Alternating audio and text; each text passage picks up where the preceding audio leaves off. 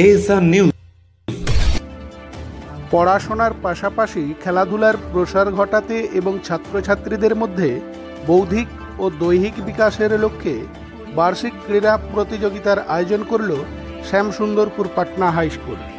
বুধবার বিদ্যালয়ের নিজস্ব মাঠে এই বার্ষিক ক্রীড়া প্রতিযোগিতার আয়োজন করা হয়। এদিন বার্ষিক ক্রীড়া প্রতিযোগিতার উদ্বোধন করেন আন্তর্জাতিক ফুটবল রেফারি রণজিৎ বক্সি। বিদ্যালয়ের পতাকা উত্তোলন করেন বিদ্যালয়ের প্রধান শিক্ষক শেখ গোলাম মোস্তফা।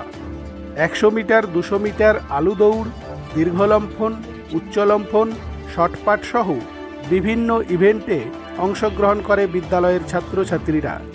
এদিন সফল প্রতিযোগীদের হাতে পুরস্কার তুলে দেন বিদ্যালয়ের শিক্ষক শিক্ষিকারা।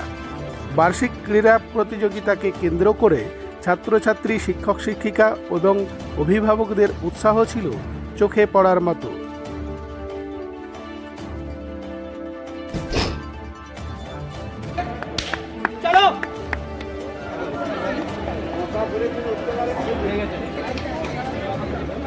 জাম্পিং এভারটাকে কখন ব্রেক দেওয়া যায় দেখি।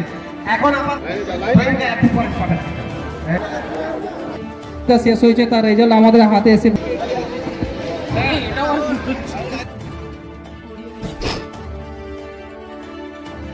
পড়াশোনার পাশাপাশি খেলাধুলা শিশুর শারীরিক এবং বৌদ্ধিক বিকাশের একটি অন্যতম মাধ্যম।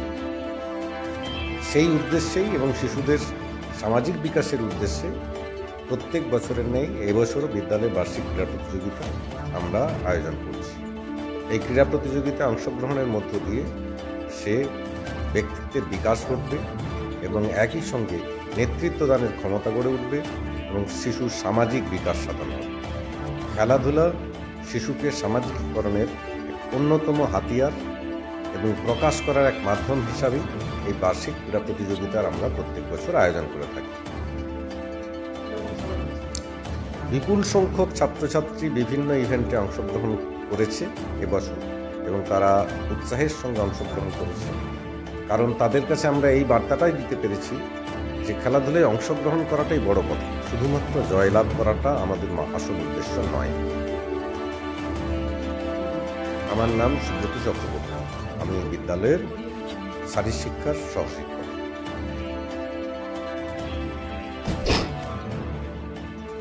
বক্তব্য বলতে, বার্তা দেওয়া বলতে, আমি চাইব সমস্ত ছাত্রছাত্রীরা খেলাধুলার সাথে যুক্ত থাকুক এবং যুক্ত শুধু খেলাধুলা যে আপনার ফিউচার তৈরি করবে তাই না, আমার শরীর, মন এবং সমস্ত দিক দিয়ে এই যে হার জিতের যে ব্যাপারটা থাকে সেই ব্যাপারটা ওরা জানতে পারবে।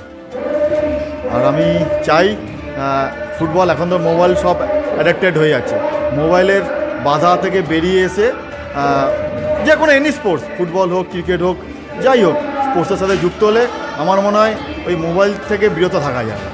এতে মনে আমাদের মন এবং শরীর দুটোই ভালো থাকবে, তাতে পড়াশোনার মনোসংযোগটাও আরও বাড়বে। আরও হ্যাঁ, অবশ্যই আমি তো নিজেও মনে করি যে খেলাধুলা করেও লাইফ সেটেল করা যায়। মানে এখন দেখুন যত ইন্ডিয়ার বড় বড় প্লেয়াররা আছে সব কোথাও না কোথাও ভালো ভালো জায়গায় সার্ভিস করছে। ইভেন হয়তো দেখা যাবে, আমি একটা ছোট্ট উদাহরণ দিই, হয়তো ছোটো মুখে আমার বড় কথা বলা হয়ে যাবে, সচিন তেন্ডুলকার।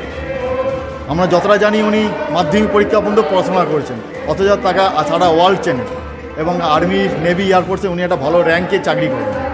তাহলে মানে খেলাধুলা করলেও খেলাধুলার থেকে চাকরি করা যায়, শুধু আমার ফোকাসটাকে ঠিক রাখতে হবে। আমি সে পড়াশোনা করি, খেলাধুলা করি, যাই করি, আমার ফোকাসটা ঠিক রাখতে হবে। আমি যদি ফোকাস ঠিক রাখি, একদিন না একদিন সেই ফোকাস থেকে আমি অ্যাচিভমেন্ট পাবোই পাবো।